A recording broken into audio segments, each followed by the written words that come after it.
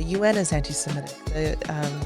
Human rights organizations, Israeli Jewish organizations are anti-Semitic for putting out reports about Israeli apartheid. Everyone's anti-Semitic, and I think at some point it's, it doesn't hold any water anymore because, Holocaust survivors are being called anti-Semitic if they're not supporting the state of Israel. It's so anti-Semitic, this whole discourse, and I think it's showing itself right now.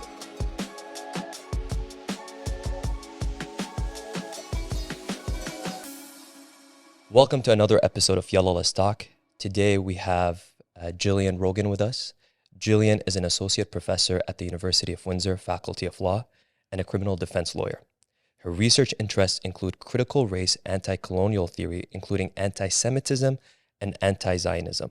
Jillian is an active member of Independent Jewish Voices, Jewish Voices for Peace, and the Jewish Faculty Network. Her PhD research focuses on Jewish advocacy and enactment of hate speech legislation in Canada, including changing conceptions of anti-Semitism over time. Thank you so much, Jillian, for being with us today. Thank you for having me. I know this is a very difficult time for a lot of us watching the atrocities in Gaza unfold, and we're seeing a rise in anti-Semitism, Islamophobia, anti-Palestinian racism, and racism in general. And as opposed to the latter, where there really is no debate, there seems to be a debate about the definition of anti-Semitism over the past few years, but most noticeably right now, where anti-Semitism gets conflated with anti-Zionism and sometimes can be used to weaponize people for speaking out about Palestine. Today, I'd like us to dive into a discussion on the differences between anti-Semitism versus anti-Zionism, as well as understanding the political landscape when discussing Palestinian liberation and understanding Jewish identity as a whole as well. So the first question I have, and I think a lot of our listeners would want to hear more about, is what is Zionism? Okay, Zionism is, it's important to note that there are a lot of different conceptions of what Zionism is and a lot of different iterations of what it is. There's religious Zionism, political Zionism, but the Zionism that I think you're talking about is what's commonly referred to as modern political Zionism. It grew out of anti-Semitism, actually, in Europe. There were pogroms and mass persecution and discrimination and racism against Jewish people. And the idea of normalization of Jewish people came about. And the way that Jews would become normal, and this quote-unquote normal, was to be able to have a state, a nation state, in terms of having a national identity. So Theodor Herzl, who's the father, often considered the father of modern Zionism, conceived of this idea that we needed to normalize the status of Jewish people. And to do that, we would create a nation state, a nation for a homeland for Jewish people. And so I guess the threats faced by Jewish people in Europe, Eastern Europe in particular at that time, it was thought of that, these Jewish people were stateless. They had no connection to a nation, right? And so they were thought of as threats to European nation states, internal threats that needed to be contained, managed, ultimately exterminated with the Holocaust. But that was the forms of racism that were prevalent. But Zionism became a political ideology, a movement to build a Jewish homeland. And there were many different geographic locations considered. Parts of Eastern Africa were considered as the ideal spot. Palestine was always a consideration, but because, according to religious Judaism, Jewish people are not supposed to live in the land of Israel until the coming of the Messiah. So Zionism was a secular movement, and there was some question, maybe we shouldn't build it in Palestine, and call it Israel because maybe religious, it doesn't accord with religious Jewish ideals. It's actually against religious Judaism. But ultimately, it was thought, no, there was a connection to the land because it's true, Jews have always been in that area, in the historic Palestine, in many parts of the Middle East. Jews have always lived there. And so the idea was, no, we have this connection, so it's going to be Palestine. And one famous Zionist slogan is a land without people for a people without land. And of course, that was never true because Palestinians live there. And so Jewish people began to immigrate to Palestine, and they were a minority in many ways, but Zionism gained momentum kind of in many diasporic Jewish communities. And ultimately, the emigration kept happening and happening. And it's important to understand that, of course, many Jewish people came to Palestine as refugees, um, especially before the Holocaust and following the Holocaust. But they also, Zionism was a colonizing movement. If you ever read Theodor Herzl's journals, it's very clear. It was to colonize the land. It was to bring kind of Western civilization to what were thought of as backwards, uncivilized people, Palestinians, very racist ideas about who Palestinians were, and very much in line with Western ideas of that justified colonization. And so, yes, Jewish people were coming as refugees, but they were also coming, and once they got there, sort of enfolded into a Zionist ideology, which was this land is for Jews and we deserve it and we need it and we'll help bring progress to the Palestinians, but it's a Jewish idea of Jewish statehood, Jewish nation state, Jewish homeland for all Jews. And so Zionism is the political ideology that animates the state, the Israeli state, and continues to see the land as exclusively for Jewish people. And that's the really key part of Zionism. It's not about living together and sharing land. It's about colonization and takeover of, I would say, the Israeli state, as we're currently seeing, is wanting to take over all of historic Palestine and claim it as Jewish land. Thank you for sharing that. And just to clarify, when it comes to Zionism, the way it has been practiced is it's a political ideology versus Judaism, it's a religion.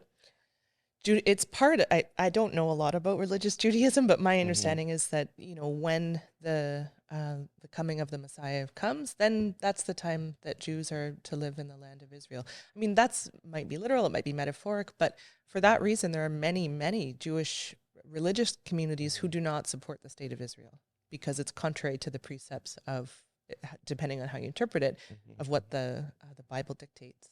Very interesting. So there's a lot of different sub-communities, even within the Jewish community, with different belief systems when it comes to the land of Palestine or Israel.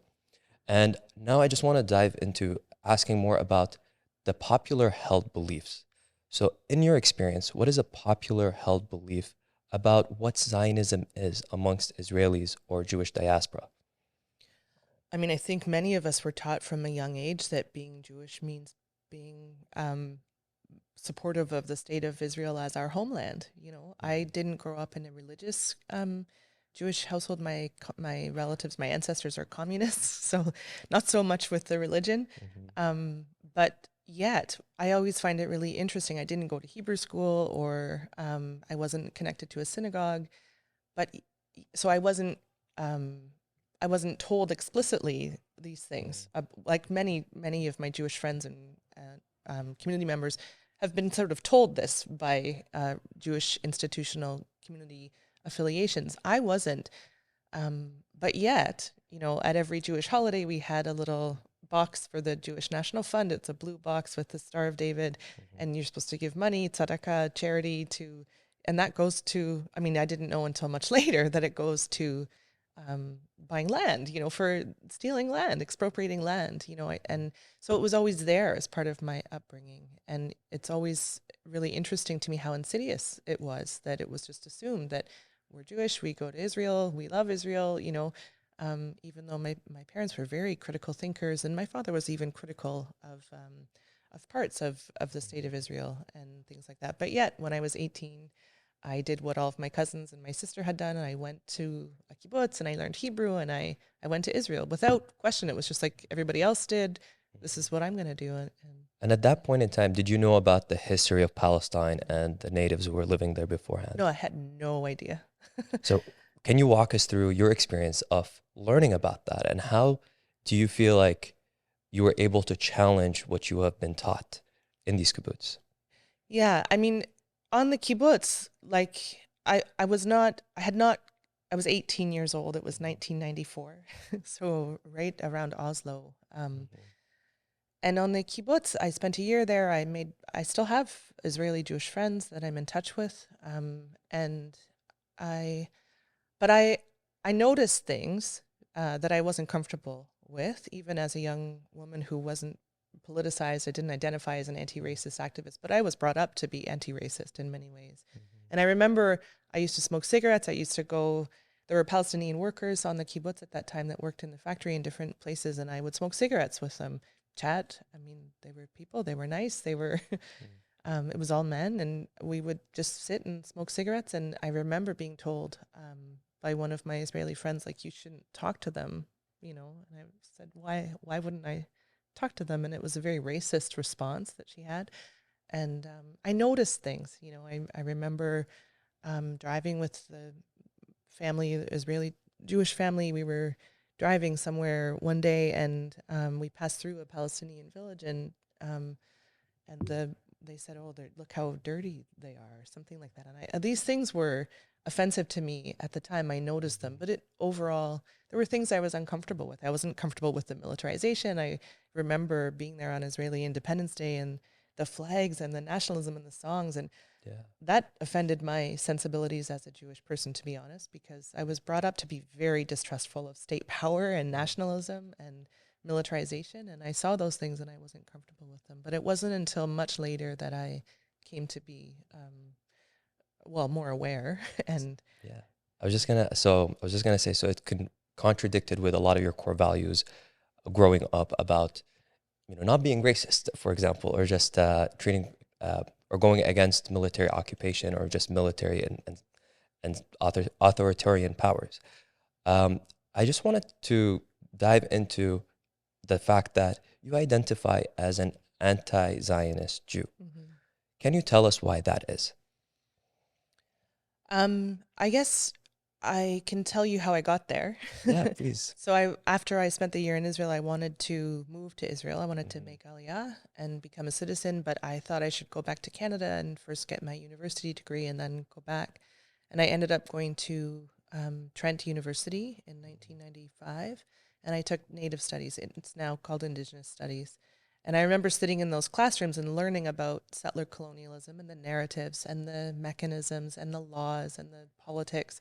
And I remember thinking to myself, I think I'm in trouble with this love for Israel. Like I was making connections in my head. And but I didn't talk about it or kind of articulate it or look into it until right after 9/11, and which was a time that by that time I was an anti-racist activist, I was anti-colonial, I was feminist, I was kind of in the political, I'd become very politicized, and I was against the war, I was against Islamophobia, and I also saw rising anti-Semitism, and I was in more circles where people were talking about Israel and Palestine, and I decided to do a master's degree to look into it, and I read a book, Gender and the Politics of Military Occupation by Nahla Abdu and Ronit Lenton. And I was like, oh, okay, I'm anti-Zionist.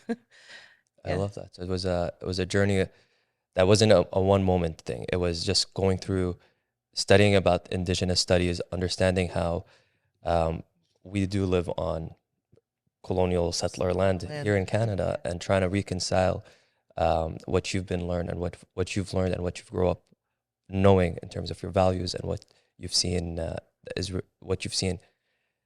Israel has done to the Palestinians. When it comes to being an anti-Zionist Jew, there's a lot of stigma around just that label within the Jewish community, where a lot of Jews who do consider and identify as Zionist will call anti-Zionist Jews self-hating Jews. Why do you think Zionist Jews will call anti-Zionist Jews self-hating Jews? I think there's a long history to that characterization. I think there's many people have been taught that being Jewish means being invested in the idea that part of being Jewish is supporting the state of Israel as a Jewish collective, and many people are taught that that the reason why people don't like Israel or criticize Israel is because they're anti-Semitic. Full stop. That's the end of the story. And yeah. So I think it's just become for many people sort of or thought to be inextricably linked to Jewish identity, but I don't believe that. And we are seeing a lot more of our Jewish colleagues and friends who do identify now as anti-Zionist Jews. At the same time, they are facing backlash, whether it's within their family, whether it's with their friends. What advice would you like to give to those people who are listening who may identify with your beliefs as well? What I can say is that, in some ways, it was not a difficult transition into anti-Zionism for me, because all you had to say was, this is part of being a feminist and anti-racist. And once I really started reading, I understood that deeply. That, but there was a fear, like, how can I even, it just doesn't even make sense to be Jewish without this part, right? But I immediately found a community of activists, and I think there's this fear you're not going to have a community if you can't be Jewish if you aren't Zionist, and it's not true. And now, that was 2002, I think, that I joined the Jewish Women's Committee to End the Occupation, and I was really mentored by a group of mostly queer, feminist, anti-Zionist Jews that we had a community. We built a community, and we built a community with Palestinian people, and we part of a collective anti-racist movement, and that community now is huge, much bigger 20 years later. So there are ways of being Jewish, and I think that there are better ways of being Jewish than being Zionist Jew. I think being a Zionist Jew today means identifying with a nation state, and that's a false sense of identity. That's often all nation states, Israel's no exception. All nation states engage in propaganda, and they're bound by borders and militarized. That is not part of my Jewish identity. I remember going back to Palestine in 2006 and looking at the apartheid wall, and in the midst of a checkpoint and violence and military all around me, and it's so sad. This is what Israel is telling the world it means to be Jewish. You felt the sense of injustice. Oh, it's so painful to, as a Jewish person, to see a nation state claiming to the world, this is what it means to be Jewish. This is what being Jewish looks like. And I remember thinking, my Jewishness is matzah balls and challah bread and anti-racism. And this is not Jewish to me. This is a nation state, like any other nation state. And they do what other nation states do. That's beautifully said, because I think when you look at religion, all religions, they're beautiful, right? Faith is a beautiful thing to celebrate, but when we start mixing it with political ideologies, and you see this in different parts of the world and different types of nations, then it starts getting a little messy. I don't know if that's the right word, but what I appreciated with what you said, and what a lot of anti-Zionist Jews are saying, is that there is Israel, that's a state, and then there is Judaism, it's a religion. And if we can't criticize a state, just like how we would criticize Iran or other countries, then what are we doing? Like, why do they have this exception and other states do not? Yeah, I would say a few things. One is, I think the messiness comes when you intertwine identity with nation states. Identity, faith, religion, maybe it's always political, but I think that the real difficulty comes when that identity is bound up to the borders of a nation state. But just actually on that note itself, I want to just dive into the discussion of anti-Semitism. We've discussed a lot about Zionism and what it means to different people, including to anti-Zionist Jews, as well as Israelis and Jews in the diaspora. Now I want to talk about anti-Semitism. What is anti-Semitism, and how has the definition changed over the years? Okay, I think it's really important to understand, my understanding of anti-Semitism is that it does change over the years. It's not ahistoric.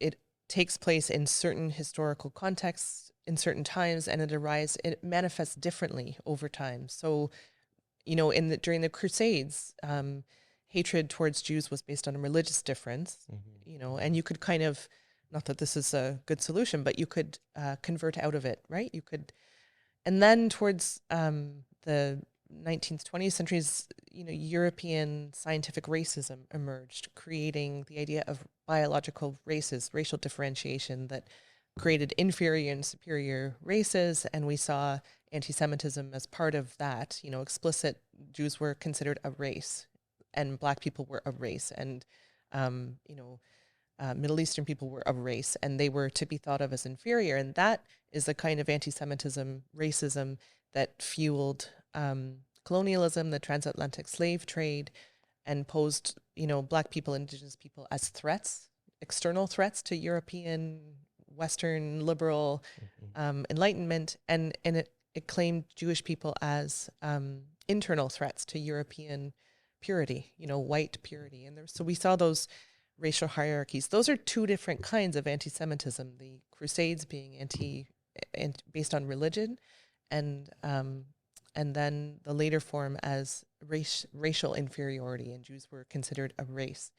And I think, we still see that at the time in the 20th century, for sure.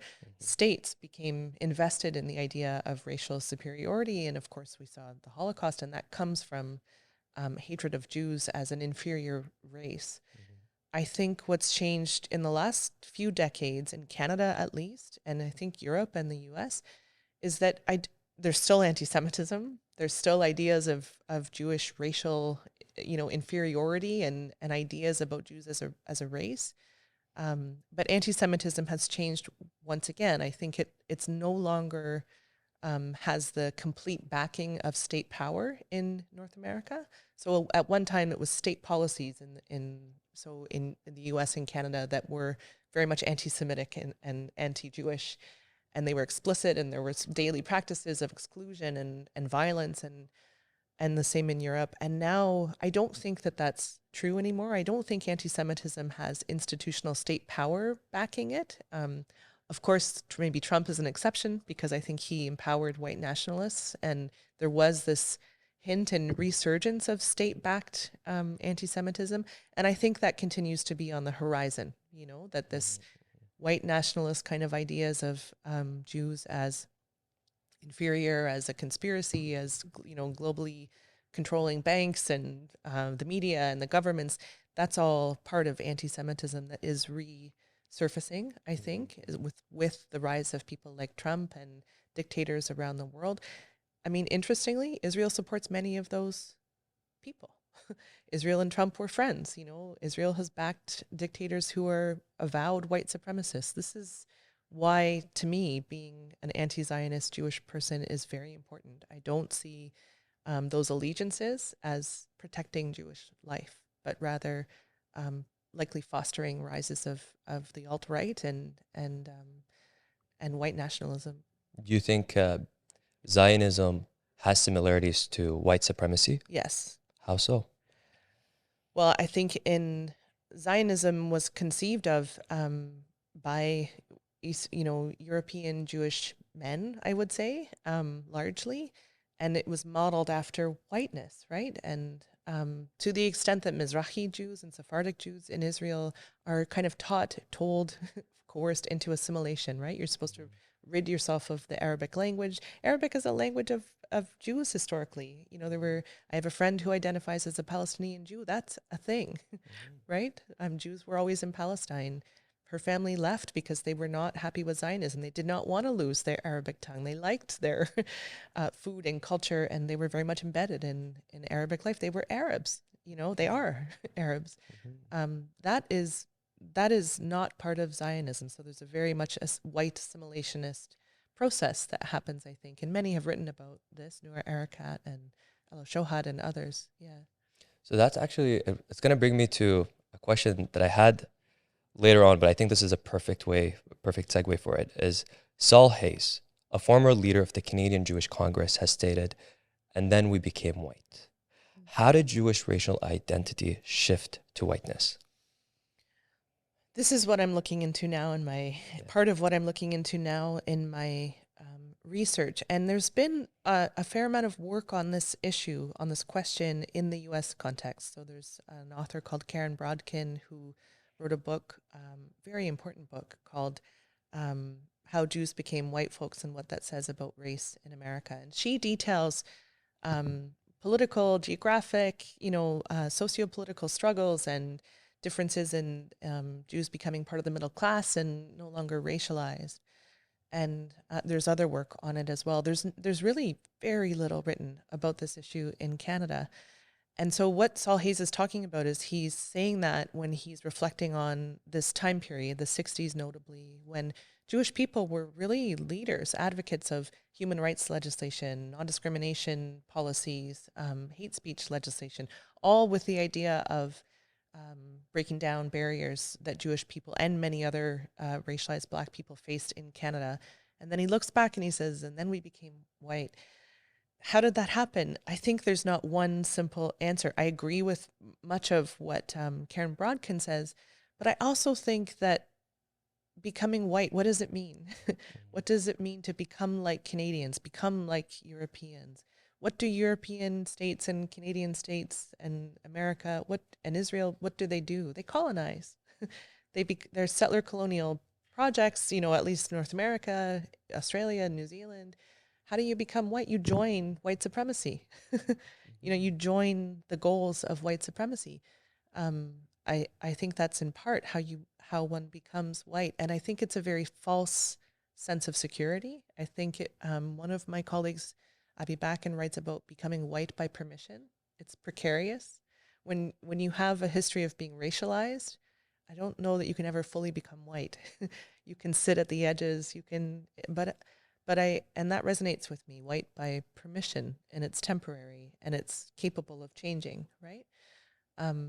I think the other way, I think the 1967 war had a lot to do with becoming white. I think for many Jewish people in Israel and in the diaspora, there was a sense of we're no longer the oppressed, we're the victors, we're strong, we have a military, we can conquer, we can all of these things, and there was very much this kind of euphoria of no longer being victims. But I think what that also did was solidify Israel as aligning with Western imperial interests. And so when you think about becoming white in that context, it kind of means aligning yourself with Western imperialism, becoming part of it, becoming a power player in the world. And I think the 1967 war also solidified Palestinian struggles for liberation as part of the anti-colonial, decolonial movements that were happening, really vivid. They're still happening, but really alive in the 60s and earlier and later. It's very interesting because as you're describing the historical context, it does sound like when it comes to Zionism and when it comes to imperial goals of Israel, they would use religion, which like a lot of other states and a lot of other religions have used, to basically further their objectives. What I do find interesting though is that sometimes Zionism gets conflated with Semitism or anti-Semitism. And when it comes to talking about Palestinian liberation, it's often weaponized. Is saying free Palestine considered anti-Semitic? To me, no. But yes, to many people, free Palestine means, destroying Jewish people, destroying the Jewish state. Yeah. I mean, there was a T-shirt. There was, there was a school board in southwestern Ontario that was creating an anti-racism policy, and in the frequently asked questions, it was examples of anti-Semitism, and one of the examples was a T-shirt that said "Free Palestine," as inciting hatred against Jews. Why is that? Like, what is the thought process behind that? I think that there's a narrative that it's us or them, that there is no political solution in Palestine, that there are only military solutions. And you think about it, many people think of the right of return of Palestinians as anti-Semitic because that necessarily tempers with the demographics, the numbers of Jewish people in the land of Israel. And so if you say, I believe in the right of return for Palestinians, many people say, well, that means the end of a Jewish state, and that's anti-Semitic. To me, I think all people deserve dignity, human rights, and equal rights. I mean, those are Western liberal ideas, but I think that we have to understand that if we're in a situation where the rights of Palestinians take away from Jewish identity and rights, it's the ideology that's the problem, not the right, not Palestinian rights. It's the Zionist ideology that is the framing that is the problem, not Palestinian human rights. When you're starting to weigh demographic problems and consider people a demographic problem, Palestinians in this case, watching the numbers of Palestinian births to make sure that they never they never become the majority in historic Palestine and Israel, it's a racist calculation. It's inherently racist. Um, yeah. So I think that the way that the situation in Israel and Palestine has been framed from the beginning was it's a Jewish state. And to be a Jewish state, there's certain things that have to happen. You have to rid the area of the majority population of Palestinian people because that doesn't happen naturally. It has to happen by force. You know, you have to maintain a Jewish majority. You have to base citizenship on Jewish identity, which to me is a form of ethno-nationalism, which is totally racist. You have to maintain Jewish supremacy in the land in order to maintain a Jewish state. And so many people say, you know, if you say free Palestine, you're threatening the solidity of the Zionist project. I mean, you are. It's not anti-Semitic, I don't think, but it is threatening the cohesion of a state that claims to be it explicitly claims to be for Jewish people. And I contest that. I don't think that a nation state will equal safety for Jews. In fact, it hasn't, not in Israel. Yeah, absolutely, absolutely. If as we are seeing time and time again, military solutions is not bringing more peace, Safety or safety for for anyone, anyone. for anyone. I mean, especially for Yeah. Palestinians. But as we've seen, I mean, Israeli Jews are not safe either. They're not. They're not safe Yeah. in military rule, military situation. I just find it very interesting just to try to understand the logic between saying things like free Palestine or saying things like from river to the sea, Palestine will be free, how that's considered anti Semitic according to the definition of anti Semitism. Can you walk us just through how the definition has changed to include saying free Palestine or from river to the sea, Palestine will be free, is anti Semitic? I mean, there's not one definition of anti-Semitism. It's something that scholars and activists and people write about constantly, especially recently, to try to untangle this mess of trying to understand it. But I think, you know, my understanding in terms of my research is that prior to 1967, the Israeli state wasn't that interested or invested in dealing with or looking at anti-Semitism in the diaspora, because the whole state exists to say, well, once Israel exists, there will be no more anti-Semitism. This is the answer. This is the antidote. So to the extent that Israel was asked to, or maybe not, was looking at anti-Semitism in the diaspora, they said, no, we don't, that's not really our problem. Come to Israel if you have a problem with your life in America or life in Canada or Europe. You know, that's the solution. After 1967, there were widespread, lots of critiques about the use of force that Israel demonstrated, the militarization, the occupation, and their policies began to shift as a state, and they became invested in thinking of trying to clarify their image as a nation state. And really, it became at that time part of Israeli state kind of interest to talk about critiques of Israel as anti-Semitic. Uh, Absolutely. And thank you for sharing that. And I think what we're seeing a lot today is the weaponizing of anti Semitism to silence people. And we're seeing it in Hollywood. We're seeing it here in Canada where people are losing their jobs for speaking out. Mm-hmm. What advice would you give someone who wants to talk about Palestinian liberation without being labeled as anti Semitic? Who advice? I struggle with this because I hold a whole lot of privileges that in many ways protect me. Not that I'm free of of all critiques or threats, but So I don't know that I have advice. I will say that, yeah, anyone who speaks about Palestine is at risk of being labeled an anti-Semite, of losing their job, of being criminalized, of being policed, of being arrested, of, all of those things. I would say that there's a whole community of people to support. And there's been decades of activism that have, in this current political moment, I'm both distraught and all, yeah, really struggling.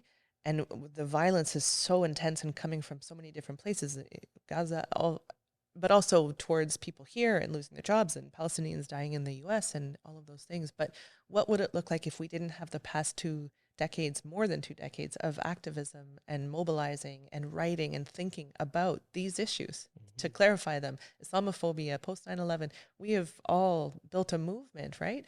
And we can rely on that. And anyone, I think, that is talking about Palestine, this is the time we need to talk about Palestine. And it does come at a great, often personal risk, But I would, for me, even when I didn't have the privileges that I hold now in terms of being a professor and having academic freedom and all of those things, um, it was just something that I needed to speak about because you couldn't not Yeah. speak about it.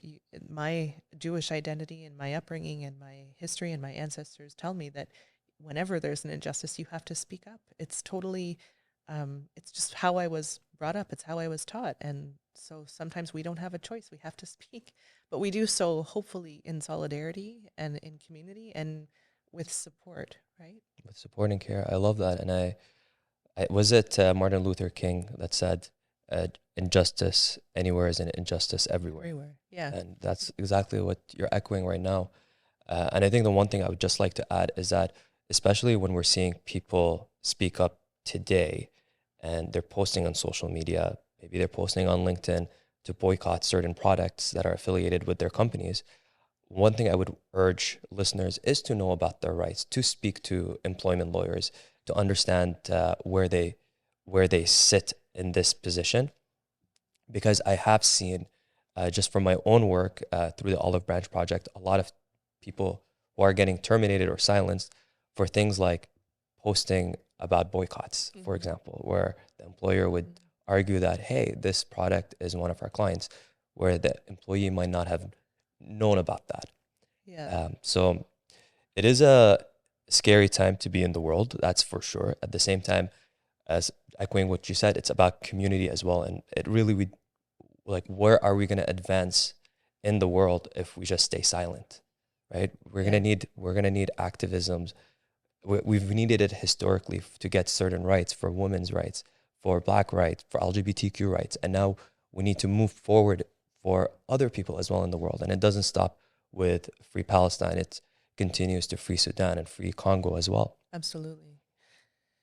Yeah, and I think, many people have often historically seen what's happening in Palestine is not relevant to their own lives. We need to connect these struggles, right? They all are connected. And one of the things that we all need to be aware of is that if Canada is condoning what's happening, what does that tell us about our own democracy? What does that tell us about our own values? What does that tell us about what can happen anywhere at any time and what can be condoned by the world powers? And that is an issue that should concern all of us. I mean, I hope all eyes are on Gaza right now and trying to protect Palestinian life, but we all need to be worried about the repercussions of this. We saw post 9/11 the surveillance, the policing, the racial profiling, and now we're seeing similar trends, right? In terms of surveillance, policing, protest, firing, doxing, harassment. All of these things are there, and they impact all of us. And if we're anti-racist, we need to care about all of these things. Yeah. Absolutely, absolutely. I think this is the first time for a lot of people they're waking up to see it like, hey, Canada isn't as perfect as we thought it was. Our, freedom of speech maybe is not as protected as we thought it would be. Um, Yeah. and what do we do with that? We move forward. We try to make the change that we want to see, as opposed to being a passive earner of settler colonization. Absolutely. Yeah. Yeah.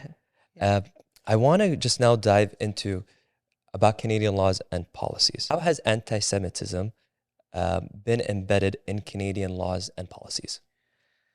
I think historically, and it wasn't just directed towards Jews, but there were explicit laws, practices, daily practices, policies that explicitly were racist and anti-Semitic. There were limits on the numbers of Jews, quotas about how many Jews could get into certain universities. You can't have too many. There was an official state policy of none is too many, and that was sort of during World War II when Jewish refugees were trying to get into Canada. And we also need to think about that in terms of Palestine, right? Part of the reason that Jewish people went to Palestine was because nobody would take them. They were refugees coming from other places. So, the U.S. and Canada shut their borders to Jewish people.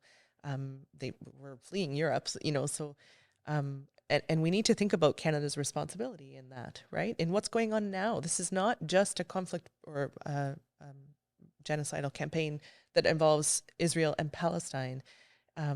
Britain bears responsibility, Canada bears responsibility. But in terms of laws and practices, it was literally everything. There was discrimination in housing. There was, you would see signs, no Jews or Black people allowed. On a beach, on a public beach, at vacation sites, there was daily anti-Semitism embedded in Canadian laws, practices, policies. And again, it wasn't just Jews, it was against many Black people, racialized people, Chinese people, Japanese people. We have a long, long history of explicit racist laws and legal systems in Canada. And our current systems, maybe we don't have explicit laws, we still have racist immigration laws, but I would say that I can't think of any explicit anti-Semitic law or policy that's in place today. I guess that's complicated because sometimes I experience the shutting down of anti-Zionist Jews as anti-Semitic. It's a total erasure of this whole part of Jewish history that's always been there. There have always been anti-Zionists. There have always been people who contested the idea that Israel should exist as the homeland for Jews. There have always been Jews that contested this. So I shouldn't say that there's no anti-Semitic policies. It depends on how you define it. But certainly we're not dealing with explicit laws. In 1939, my uncle was the mayor of Windsor, Ontario. He was he was certainly the first Jewish mayor of Windsor, and he couldn't buy a house, the house that he wanted to buy, because there was a restrictive covenant forbidding the sale to Jews. Wow, that was a law in 1939. 39. Yeah. So less than 100 years. Yeah. Wow. Yeah. But those covenants are now illegal in Canada. Yeah, I would be very surprised if they're still if they are. But that actually brings my next question is, how do you find after World War II the landscape for the Jewish community in Canada? How did hate speech look like for Jews living in Canada after World War II? I think in the 50s, in the early 60s, there were really, really vile rises in white nationalism and the visibility of white nationalism. I mean, it's always hard to quantify whether it's a rise or fall, or whether people are just more vocal and how many and all those things. But there were swastika daubings on synagogues. It wouldn't, lots of different swastikas coming up in graffiti in different places in Canada and Toronto and Winnipeg and Vancouver. There were, in the early 60s, there was a massive leaflet drop in Toronto. And I think what these kind of white supremacist groups did was take like a huge number of leaflets and they stood on the top of buildings in downtown Toronto and just dropped them. So they were like raining down these flyers, and they were completely anti-Semitic. It's interesting. They were the white nationalist groups at the time, and I think they still do this. They used anti-Zionism, and it was anti-Semitism, right? So those flyers said things like it was all about Jewish global conspiracies to take over the world. We're communists, we're capitalists, which is contradictory, but and we control the banks, and we're killing and murdering and drinking the blood of Palestinian babies. So they used Israeli state policies and Zionism as part of their anti-Semitism, and it was anti-Semitic. There was this conflation, right? That it was anti-Semitism because of Zionism, if that makes sense. It does. So you're saying that Zionism can also be anti-Semitic? Yes. Like certain iterations of people who draw on, anti-Zionism can also be anti-Semitic. anti-Zionism can also be anti-Semitic as well. Yes, and I think that's really prevalent with white nationalist groups who use what's happening in Israel to show the world as evidence that Jews are really bad and we do need to be eliminated, right? And they use what Israel is doing, which is no doubt brutal and genocidal in my view, but it's not happening because we're Jews. It's not happening because of Jewish identity, it's happening because there's a nation state involved in trying to claim the whole land for itself. It does nothing, it's not because we're Jews that this is happening, right? If that makes sense. Absolutely, It's not absolutely. because we're trying to take over the world or control the media or the banks. That's all anti-Semitic. But there are certain aspects of anti-Zionism that have historically drawn on anti-Semitism to further its own goals. And I think, again, in the 60s in Canada, this was largely white nationalist groups. They were big groups in the United States that were operating in Canada, and they were very racist and very anti-Semitic, and they used anti-Zionism as part of their anti-Semitic vitriol. Yeah, it's unfortunate because, like I said, Judaism as a religion, it's beautiful, just like all religions, to have a faith. But when the world starts manipulating it to be part of a part of a political agenda, whether it could be done from a Zionist perspective or an anti-Zionist perspective, then are we're entering a dangerous world where there is just going to be a fuel of hatred. Yeah. And I think one of the really interesting things is that, so for people like that were involved in the Canadian Jewish Congress, they were trying to fight these neo-Nazis, right? There were neo-Nazi rallies, there were these leaflets, there were um, riots, there were attacks on Jewish people, and they saw these leaflets and they used anti-Zionism as anti-Semitism. And then the 1967 war comes, and then there's anti-Zionists like Stokely Carmichael or the Black Panthers, and it was very difficult for them to differentiate that from I'm sure it felt like the same thing, Yeah. because it was so close in time too. And as well, they're getting, even at that time, I think they're getting a lot of their information about what happened in 1967 and from Israel, from a nation state. And so you mentioned the Black Panthers, and in your research, you do talk about after the Arab-Israeli War, there was a rise of Black solidarity Mm-hmm. with the Palestinians. Mm-hmm. Can you tell us a little bit about the history of Black solidarity with both Palestinians as well as Jews? I can speak about it in Canada. And again, there's not a lot written about this. So I'm doing sort of original archival research and I'm not finished yet. So, but I can tell you sort of my findings so far. So in the 30s, 40s, Jewish people worked really, really closely with Black people in Canada and various parts of Canada to eradicate racism, to fight back against anti-Semitism and anti-Black racism. It wasn't called anti-Black racism at the time, but fighting back against racism. And there's lots of examples of that. And I'm not trying to glorify it. I'm sure there were problems and breakdowns and solidarity and all of those things, but very much Jews and Black people were involved in championing human rights legislation and labor legislation and a lot of human rights legislation in Canada and changes generally in Canada. And there was a breakdown after the 1967 war, I would say, in Canada in that relationship. And um, it was largely because of many Black communities, people, Black Panthers, Black liberation struggles started to speak up about Palestinian human rights, Palestinian rights, solidarity. They connected the struggle in Palestine as part of an anti-imperialist, anti-colonial struggle that was also something that those ideas were very much key to the Black liberation movement. And so, the Canadian Jewish Congress, for example, saw that solidarity with Palestine as anti-Semitic. They felt it as anti-Semitic. They felt that it was anti-Zionist. I'm not sure they use that language, but anti-Zionist and therefore against Jews.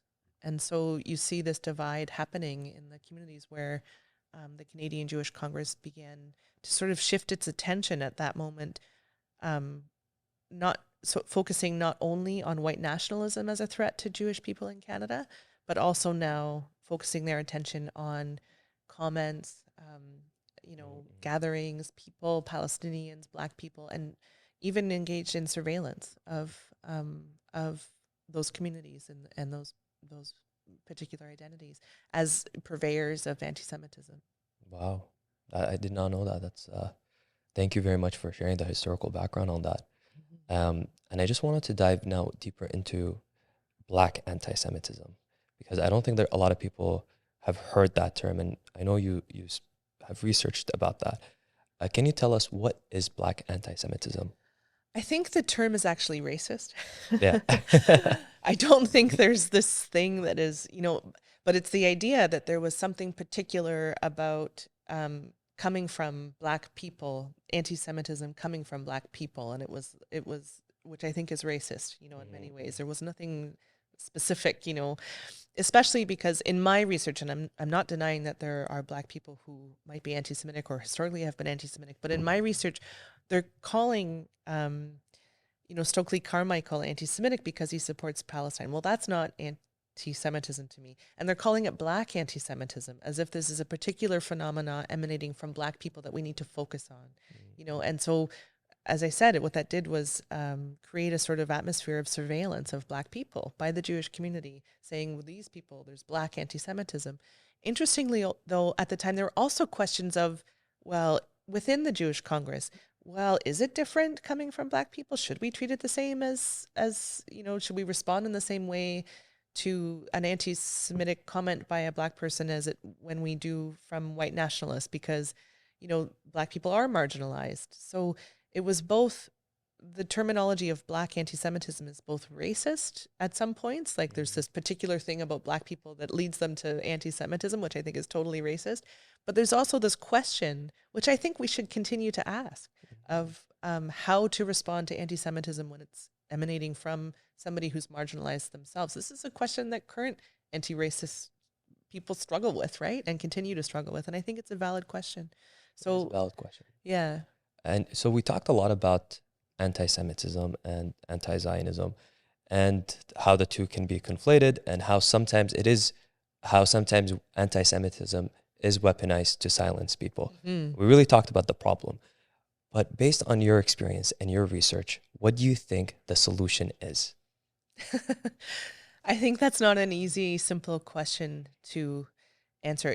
I think as we grow, it becomes more and more and more and more difficult to label everyone as an anti-Semite. And it's at the level, it always has been, but really preposterous now, where the UN is anti-Semitic. The human rights organizations, Israeli Jewish organizations are anti-Semitic for putting out reports about Israeli apartheid. Everyone's anti-Semitic, and I think at some point it's, it doesn't hold any water anymore, because Holocaust survivors are being called anti-Semitic if they're not supporting the state of Israel. It's so anti-Semitic, Yeah. this whole discourse, and I think it's showing itself right now, and that's not a good thing in the sense that people are dying, and that's, but at the same time, these systems of violence and power and military might are showing themselves for what they are, and it gets harder and harder. I think moving forward, we have to do what we do. We have to build anti-racist movements. We have to be anti-racist to our core.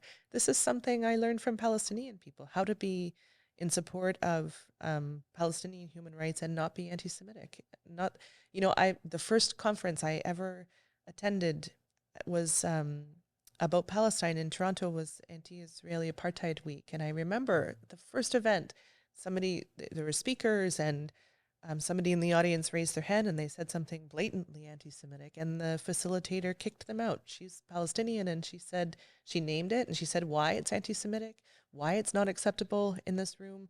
She explained Palestine solidarity as an anti-racist movement, including against anti-Semitism, and the person was asked to leave. And she drew the line, and I feel like I always come back to that line, and it was from Palestinian people that really taught me that, Yeah. that what that line is, and not to cross it.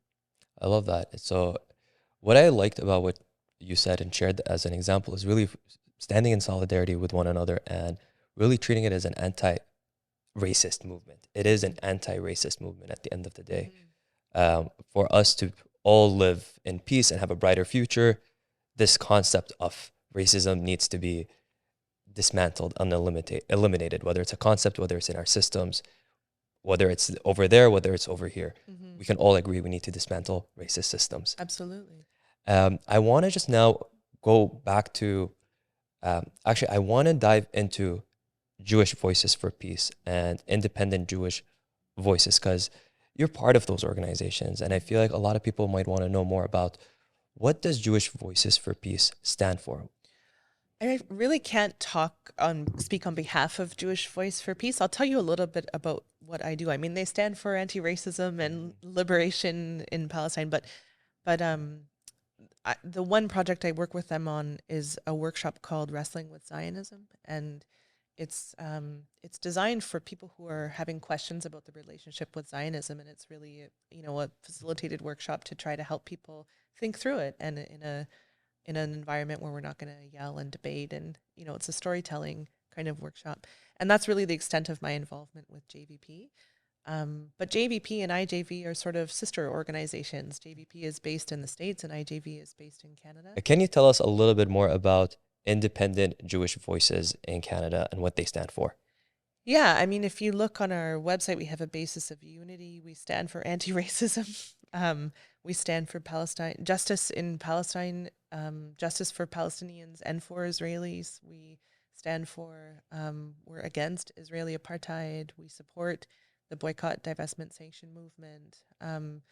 We we are opposed to settler colonization in Canada and in Israel, and we're an anti-racist movement. Anti-racist movement. Hmm. I think that's the overall theme of this episode, is really understanding that we are moving towards anti-racism when we're talking about anti-Zionism, or talking about anti-Semitism or Islamophobia or anti-Palestinian rhetoric. Jillian, I just want to thank you once again, and just for being here and for sharing your thoughts. And just as one last question before we wrap this up and conclude, is that right now we are seeing a very polarized landscape, and a lot of people are having trouble having conversations, whether it's having a conversations within their own household, or having conversations on social media, or within the workforce, trying to tell their employers, hey, the statements you're put out are not making me feel safe. What advice would you like to give to those people? Oh, I don't know that I have broad-based advice. I think that in my experience, debates are not helpful. I think what's really important is to be able to understand people's feelings and where they're coming from, as opposed to engaging in fact-based debates that often don't go anywhere and result in really polarized conversations. But I do think it's really important to have understanding of where people with opposing views, where their feelings are coming from. What do they feel is at stake? Like what, and that often is an entryway into the conversation. And then at the same time that I'm saying that, I'm thinking, well, we can't stop talking about Palestine right now. We have to say it. We have to take risks. We have to know that there's people out there to support us, but everybody needs to take responsibility for their own sense of safety and what they can do, and connecting with um, things that can make them feel more safe, which is often solidarity, community, and taking care of each other. Very well said. So acting with compassion, and at the same time acknowledging your safety first as well. Hmm. Some people have different privileges than others. Yeah. So if you feel like if you speak out, you may lose your job, or you may lose a certain family member. Modify that, but at the same time, we do need to not be silent. So it is a very tricky situation that I don't think there is a right or wrong answer, but we want to encourage more people to speak up and to realize that there are different communities and there are different options to know their rights. So to encourage them, hopefully, to speak up more.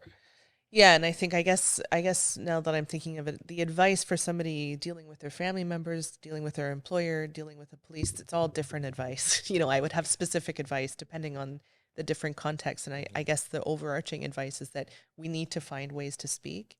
We need to make sure that we're doing so in a way that we're comfortable with, and knowing what's at stake, what we're risking, and making those decisions, hopefully collectively, not just individuals out there by themselves making those decisions and trying to um, calculate the risk on their own. Hopefully, we do that collectively. But in my view, even if there are ways of speaking without identifying yourself, there are ways of minimizing the risk, but we all have to speak. We all have to speak. We all have to speak, I think, right now. Absolutely. Especially, like you said, right now. Mm-hmm.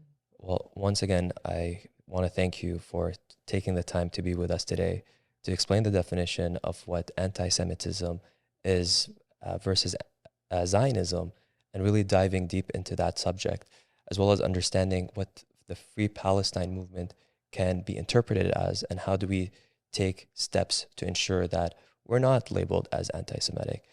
Thank you very much for sharing and explaining what a Jewish identity can look like. Identity in general is very complicated. Mm-hmm. It's a very complex question, and it does change over time. But I do thank you for sharing some of your research with us on what it is right now, and how it has changed and evolved over time. Thank you so much for having me. Thank you. Thank you. And on that note, I just want to thank everyone who listened to this special segment on Yellow Let's Talk. Please don't forget to rate, comment, subscribe. At the same time, please continue speaking up. Please continue advocating for a better world to live in. And don't forget to follow IJV and Jewish Voices for Peace. And really, let's stand in solidarity together. Thank you.